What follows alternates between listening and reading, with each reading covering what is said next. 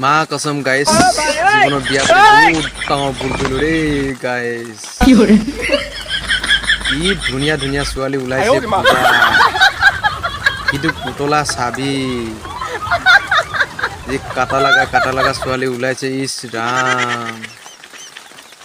এই জীৱনত বহুত ডাঙৰ ভুল কৰিলো বিয়া পাতি কিনে no, no, no, no. মাক বাপে কিনে একো নকয় না কি নাই ইমান কাটা লাগা ছোৱালী ওলাইছে গাইস হেট তেৰিকা বিয়া নপৰা হলে দেখা হৈ থকা হলে বাঘ গাইস পুৰা পিছত পিছফালে এজনী লৈ ঘূৰি ফুৰিব পাৰিলো হতি